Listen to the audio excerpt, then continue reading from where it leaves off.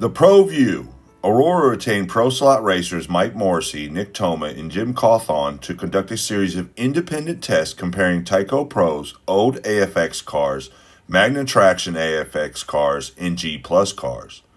Morrissey's confidential report stated, the introduction of the new cars, particularly the G Plus, will mark the beginning of a whole new phase of HO scale model racing. The G Plus is so good, it's a little eerie. Morrissey's report declared that even the mainline Magna Traction cars were head and shoulders above old-style AFX cars. The Tyco Pro is the hardest to drive. Its chassis can't cope with its power. Tyco Pro's average laps on Morrissey's 32-foot track at 7.72 seconds, while standard AFXs were marginally faster at 7.57 seconds. However, Magna Traction AFX cars blazed around the course in 6.29 seconds, and the G Plus racers achieved an astounding 5.03 time. G Plus bodies were Ron Klein's latest contribution to Aurora, and perhaps his best. Accuracy and detail were astounding. Indeed, the quality of the four G Plus Formula One cars have never been surpassed by any company since. Tragically, in the midst of his most creative work, Klein's automobile crashed head-on into another car near West Hempstead. Following a prolonged hospital stay, he was homebound for months. He carved body patterns, then returned to work, but a stroke related to his accident made him an invalid. Klein's departure from Aurora was a true loss to the slot car world. Nearing the end, the last sets produced by Aurora Corporation were unlike any others produced by the slot car pioneer. Screechers and Ultra 5 sets shared more than just variants of the G Plus motor chassis. They were both slotless.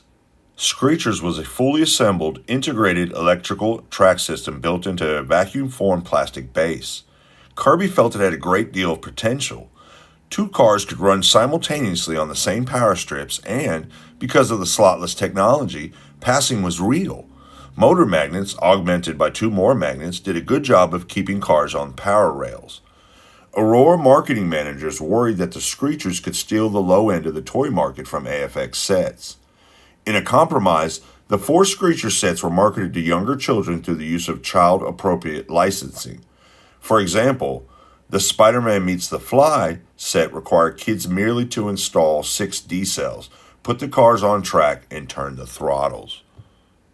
Aurora Corporation's final years symbolized by its last innovation for the elusive, serious hobbyist market. Ultra 5, a slotless set with steerable cars. Although the West Hempstead R&D team had labored on the concept for years, it was an outside source, California R&D, that brought the concept to reality. The technology differed from that used with accelerators and Screechers. Ultra 5 eliminated troublesome bank turns and integrated 3, rather than 2, power rails into each lane.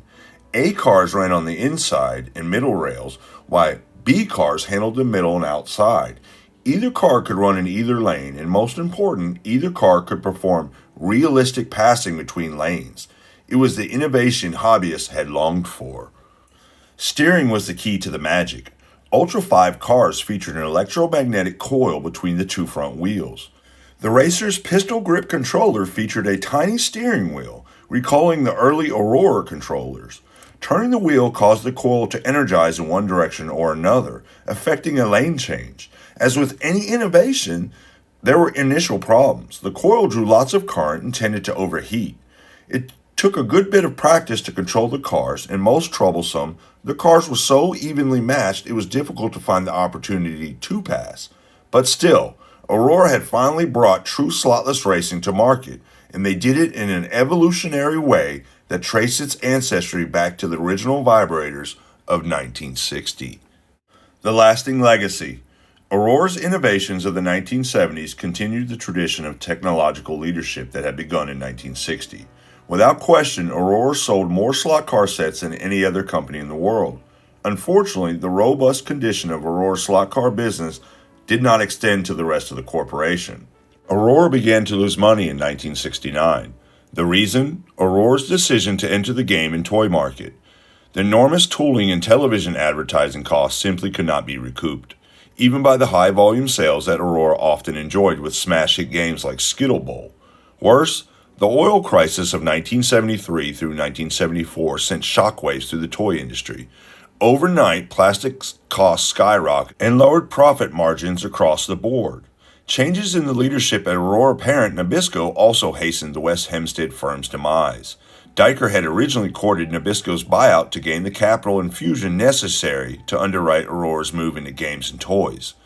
Nabisco President Lee S. Bickmore supported Diker's strategy, but not long after Nabisco's takeover, Bickmore was compelled to retire because of health problems. His successors quickly grew impatient with Aurora's deficits. Overnight, they ceased the capital infusion and accepted a modest profit from the scaled-back company. Diker felt his challenge was gone, and in 1975, he resigned. Nabisco management retained Boyd Brown from Mattel Toys of Canada to lead Aurora's return to plastic kits and slot cars. "We're concentrating on what we do best," he announced, but it was too late.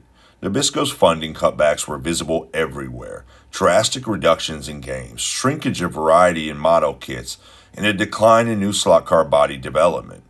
Aurora had been rendered a shadow of its former self. By 1976, many Aurora slot car innovators had left or were laid off.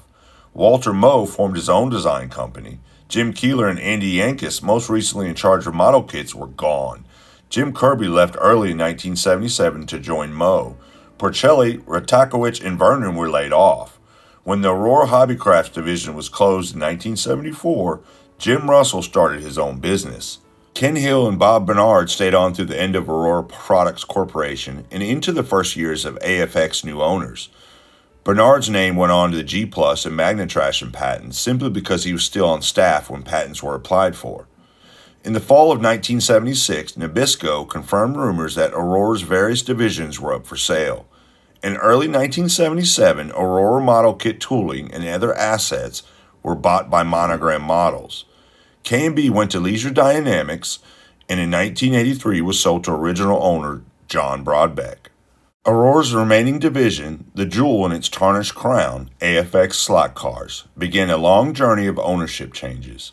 In November 1977, AFX was purchased by British toy conglomerate Dunby Convex Marks. Overnight, Aurora became a division of Lewis Marks & Company. The offices at 44 Cherry Valley Road were cleaned out and locked up. Aurora assets were transferred to Marks headquarters in Stamford, Connecticut. The move was brief. Dunby Convex Marks incurred enormous debts in building its empire, and everything fell apart in 1980. AFX was purchased by Aurora Canada in 1981 and then in 1984 by Tomy Kagoyo Limited of Japan.